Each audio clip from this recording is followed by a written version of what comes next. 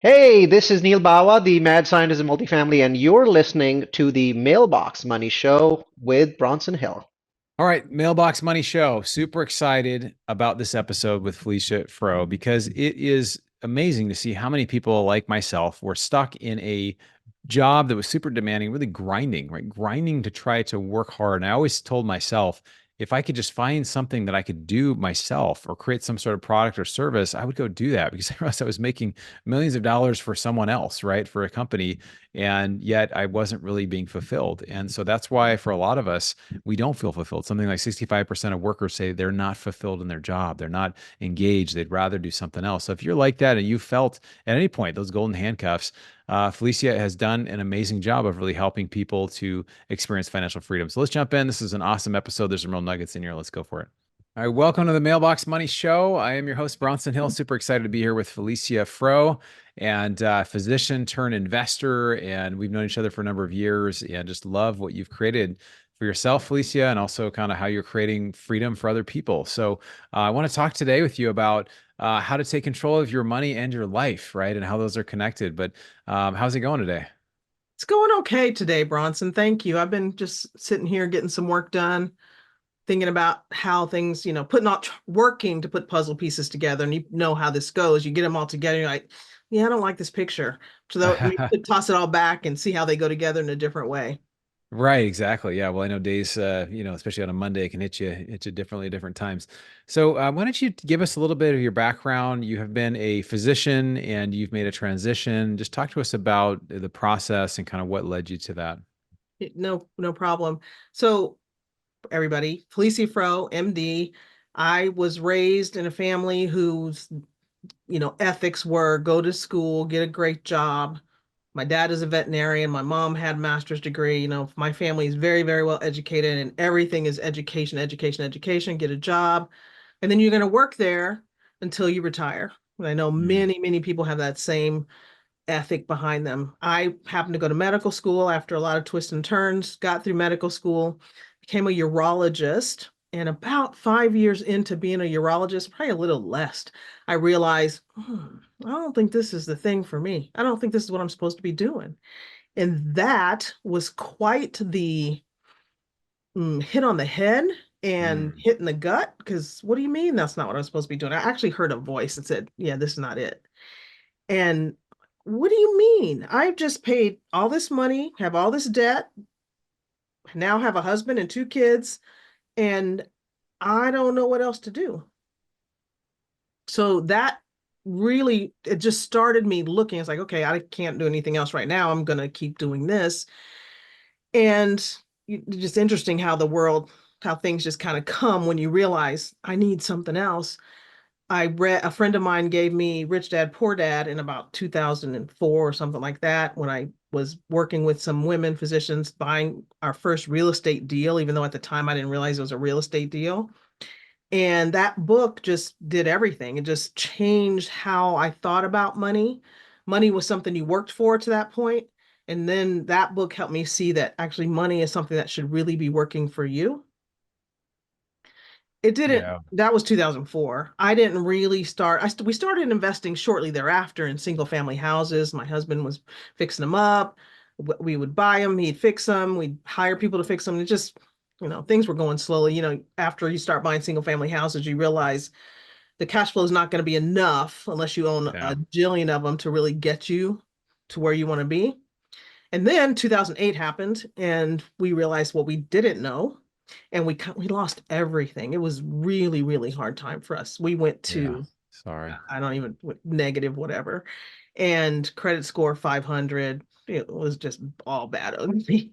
You can Yeah. realize you didn't realize that after you lose all your properties, you still get sued Ugh, by mortgage companies for not paying. It was all ugly. I'm Anyway, sorry. That sounds like a real fiasco, real pain. And but I think, for me as well, I started in single family and then realized, I didn't have quite the experience you did. But, everybody has a different experience. We've had some challenges in some of our multifamily stuff in the last 3 or 4 years, but it's all learning. It's stuff we used to grow. So I think for me, learning, single family, I thought that's the way to financial freedom. And then I learned it really is not unless you have It's 10, 20 it's a years and you want to grind. wait. It's a It's a grind, grind. right? It's Yes. like you're trading one job for another job.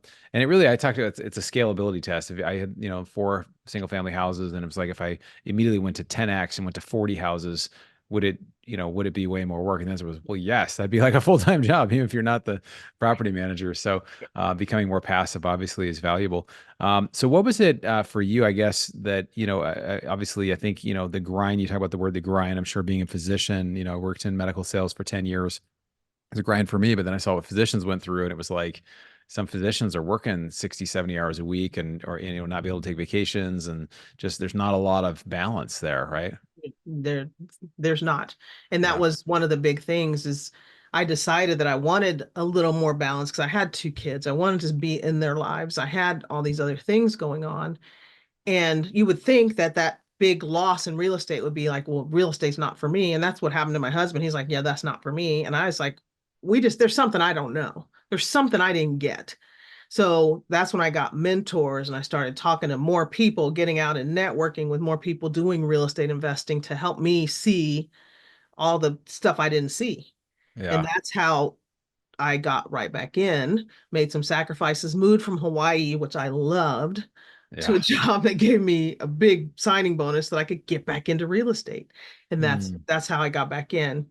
And then all the mentorships and learning from other people who've already screwed up a bunch of stuff so I don't have to screw up again, right? You just yeah. getting all that kind of stuff is invaluable. Yes, it costs money to do those, but is nowhere near the Yeah. same degree of pain that losing all those properties and having to get sued by whoever was wanting to sue. All that would not even close. So Yeah. I would pay a lot, never have to go through that again. So as much as I Well, learned that, yeah, no, that's a great lesson too. I mean, for me, there's Tony Robbins says proximity is power, right? And it's really getting close to people that are doing powerful things or at the next level. And it's just amazing when I've paid to be in rooms. And I know a couple that pays about $1.5 million a year between the two of mm, them to go to different meetups, masterminds, groups, events, high-end things. They did $100,000 cruise for 2 weeks with John Maxwell and his team. And but mm, the way they talk about it, they're like, yeah, the husband was talking about, he said, "Well, I found a way pretty directly to turn that $100,000 cruise into 250,000 in sales almost right away, and hopefully over time into about a million or Lord, more over yeah, time." So again, comes to having a plan and who you network and how you're going to work it and preparing and all that. But it really is amazing when you get in the room, and again, you can pay it on the back end with a deal not going well, or you can have a good network that can say, "Hey, I need to looking at this. Maybe you shouldn't," and even yes, then, you're still going to have things that aren't going to go. Some people think I used to think it was like, hey, you just invest and everything goes perfectly, right? Or it's awesome. But there's challenges you face. there's But big there's ones. it's all learning. And that's the thing. I think it's the process of growth that's not the fixed mindset of like, oh, this thing failed, so therefore I'm no good at whatever the thing is in Yeah. investing, whatever. Or it's, hey, this is a learning experience and you can learn from it. What didn't I know? That's the thing. Yeah. What did I miss here? And then the other thing I was thinking about is that when you pay for a course or pay to be in a room, you and I don't think about that as paying to be in the room. It's an investment, and that Yeah. investment's going to pay off in some kind of way. And it's not about using people, it's about the education you're going to get and the people you get to be around and the way they're thinking. And for me, and I think you're the same, we want to be in rooms that are with people doing more than we're doing so that we can Yeah. start absorbing some of that stuff. And it's just the investment has always paid off, whether it's in money right away or my own growth. Yeah. It's really, really invaluable. Yeah, that's really it. I think that's the process of it. Well, what's one thing I think, I'm curious being a physician, there's with physicians, there's kind of a standard approach to things and there's a, huge emphasis on the clinical know-how, but not necessarily the business or the investing know-how.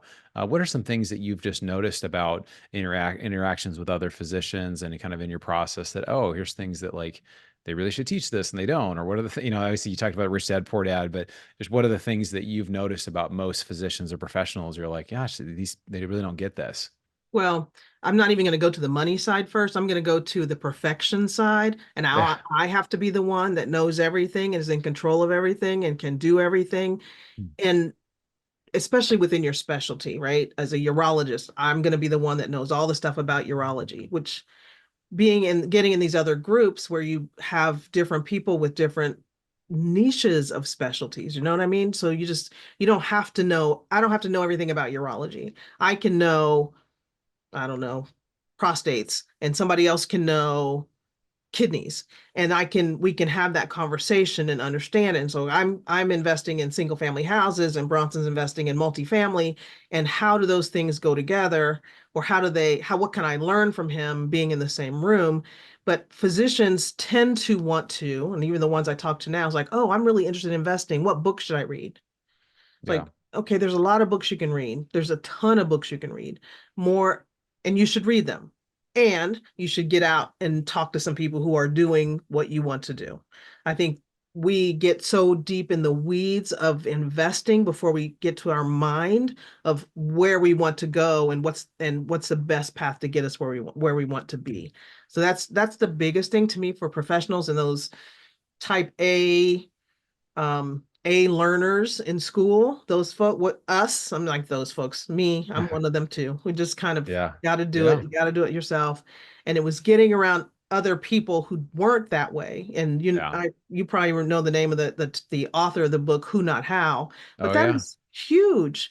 You don't have to Yeah. know how to do everything, but you Yeah. need to know somebody who can help you get there. And Well, that's that's a huge point because yeah, I think a lot of people, and it's interesting what makes physicians. I think I heard a physician talk about this once, but what makes physicians successful in medicine almost limits their ability to be good investors because it's like it's all about you have your box, you're an expert in this. It's a practice. You have data, you have all this stuff that shows whatever. Well, with investing, you don't have a lot of stuff. You don't have a lot. You don't have hundreds of deals that have been done. You don't have. You can't. I mean, you can see the kind of global stuff, but you can't really see a lot of it. And so there's a lot of it's a lot less. I mean, medicine is not always precise, but it seems like there's a lot more routine, and you know this one thing super well, or these few right. things super well, and that's like your world. But with it's like, well, there's this new thing, and I don't feel like an expert here. And you're right, you don't have to be an expert on everything, but there's a who, not how. What do you think for people that hey, I'm a busy professional, I'm making a really good salary. And how do I start finding some of those who's, or what are ways to get connected? Obviously, I know there's you, there's me, there's people, we have deals and stuff, but what are ways people can connect with others in Well, that? you can do what I did, and you can spend your vacations, your early morning hours, on Zoom calls, reading books. My vacations are traveling all to these networking things, spending lots of money doing all that kind of stuff. Or you can meet people who've already done that. So I do that. I've done that. I've know a lot of people in real estate. I've vetted a lot of people. I've vetted a lot of deals. And what I'm doing now with Money with Mission is helping physicians, particularly female physicians who've decided, yeah, Wall Street is one way. That's the retirement, how they think about retirement in their Right. 401k. And then there's income that you need that you may not be able to have, that you won't have if you don't go to work and run that wheel all the time. So I'm working to get women to invest for passive cash flow or for cash flow so that you can have options, because so many of us are getting burned out, want to quit medicine and can't because you don't have another income, or want to cut back. You love medicine and I just can't do this every day, 12 hours a day. You have Yeah. your kids, you have your husband, you have your life that you want to live, but the financial side of that doesn't let you control your time, which is what became the big thing for me. Is I wanted some time freedom. Like, I'm Yeah. tired of having to do everything that somebody else says on everybody else's time schedule. It was just, that was for me. So that's my big pitch to everyone is look at what you're doing for what you get, and what's that going to look like. Like, you and I both know Robert Helms, and one of the things is, you're like, on your deathbed, what's the thing you're going to regret? Yeah. Don't let it be that thing. Don't When let it you be go that. back, No. don't let it be that thing. And Yeah. nobody's going to regret not having gone to work one more day. I mean, and if Yeah. maybe there is somebody out there, I mean, it's not saying nobody, there's probably somebody out there who that will be their thing. Well, Mine there's was kind of not that. Mine was yeah. spending time with my family. Yeah, exactly. That's most people, there's the book, Five Regrets of the Dying. And it's like One of them was, spending more time with family. Another one was really about purpose. So I think Mm-hmm. it's, there's a difference between grinding it out, like about grind and toil and all this. And that was, I mean, medical sales at times too. And then, or doing something that you feel like you get to actually, it gives you life. You're like, oh my gosh, I get paid to do this. Like I get paid to actually help other people to find financial freedom, or I get paid to create, like, whatever the thing is, right? Yes. So watching that light go off in somebody's head and they see they're getting a check for something they put out there in the world, and now they put money out in this, now money's coming back and they're not doing anything else for that. They did all the work up front, and now they're getting paid. That's huge for me. It's like now they're ready to start. Like, okay, wait, slow Yeah. down. I have one of my friends just like started investing. Took me 5 years to get her to start investing, but once she started, she was investing, and she stopped talking to me about it. She was just putting money in things. Some of them didn't work out so well, and I was like, I wish you'd have talked to me about that one. Yeah. But I've been there, you get on fire and you're like, all these things are working out. Let me just keep doing it. I'm going to put more money in that one and more money in that one and more. And you get really concentrated, which is not necessarily a good thing. You want to keep your real estate assets diversified as much as you want to keep your stock portfolio diversified. It's a real thing. So Yeah. you can 100%. diversify it in a lot of different ways, as you know. Yeah, absolutely. That's huge. That's huge. Um, I know. Let's talk a little bit about your business now. So you obviously have shifted. You're a passive investor. You're active as well. You have done some stuff you're doing some stuff in single family. You're also doing some business related stuff. Love to hear about some of your projects you guys are working on, or just as a general here. Here's kind of generally what we've been Yeah. doing. Yeah, one of our completed deals, I owned an assisted living home, which is where I really got started in the money with mission, giving your money really something to do that changes community, changes other people's lives, not just yours. And we get this idea that people that do investing in real estate investing and landlords are selfish, money grubbing, don't care about anybody else. But we really do, and we all the ones that I know, let me put it this way, work to make wherever they buy a better place for the tenants that are living there. And so Yeah. when we got to the assisted living home, we bought that, we rehabbed it, we had residents in there. It was a really hard grind, really hard grind. Um, Finally sold that. We sold that last year, and just a lot of things around that didn't work for me. So now what I'm looking at is, like I said, I have a friend of mine that just bought a business. So I'm looking at potentially investing in that. That's going to give us cash flow, which is an interesting thing to me because I think about investing in businesses as more of a longer term thing. You're going to invest and you're not going to see your money for a long time, especially in startups. But this is an established business that she bought that now is going to be throwing off great cash flow. She just needs a little more money to cover the loan that she's gotten, and investors will do really well with that. So just looking at that kind of thing. Mm. Another thing we're doing is for those people that are really worried about putting a lot of money out there. And, when you're doing your first deal, $100,000 is like, oh my gosh, if I lose $100,000, I'll just die, which it does feel like that, but I promise you, you don't. It's just like, but we got Yeah. some smaller things that we can have people investing in that just lets you put your toe in the water. And that's some single family houses in Arizona that we're renting to a sober living community that's given great returns. We're getting like, I'm not even gonna say percentages. We're not gonna do that. But anyway, great percentages, unlike your single family houses that you rent to a single family, that those are like $100 return cash flows and that kind of thing. These are a little better, much better than that. So I Yeah. want to give people, especially the women physicians, professional women who are afraid to invest outside of Wall Street, just this entry level investment so that we can to get you going. Yeah, yeah, you learn a ton when you're involved in a deal. You really start, like me, you're paying attention, you're figuring out what's actually happening with it. We've been doing a lot of stuff with the business space, and we're buying an e-commerce business, and again, super high cash flow. The risks are different, but if you understand them and you have an established business, it can work out great. So I think it's amazing how much cash compared to even real estate and other things are in some of those deals. Um, let's talk for a minute about. I think a lot of people love to be in control, right? I think we all, in some way, especially professionals, physicians, type A, we want to be in control. And if it's like, if I'm passive, then I'm not in control. And Yeah. there's a double side to that. But some people that, maybe are good, and what makes us, again, successful in one area of life can actually limit us in another. And I was great at Mhm. medical sales because I controlled everything in the process. Well, now that I have a business, I have for employees. It's like, it's better if, the who, not how. If I have everybody else do the work and I kind of help, innovate and do strategy and networking and create versus the actual work of the business. Yeah. So what do you, I mean, as far as an investor, why is control sometimes an illusion that people will go after? Like, oh, I gotta have something that I'm in the middle of. Yeah. Um, I don't know. Well, the why is that's what we're used to. We're used to controlling everything and knowing exactly what's this. I know that if I do this, this happens. Yeah. Um, and it's just a lot of work. If you love being a physician, or even if you don't love it and you want to get into investing, it's limiting you to have to control everything about your investing. If you're going to buy single family houses and manage them and do all those things, and I know people who bought them across the country and self-manage. I'm like, okay, it sounds like another job to me. It If is a that's what you job. want to Yeah. do, if Yeah. that's what you want to do, that's great. And so far, they've come back, almost all of them, and said, "Yeah, I got to get rid of this because that's not working for me." Yeah. The not having feeling like you have control is actually to me an illusion, because your control is in who you're going to give your money to. You give your money to somebody on Wall Street every month. If you're investing in your 401k, you just put it in. It's just an automatic thing for most of us. It just goes right there.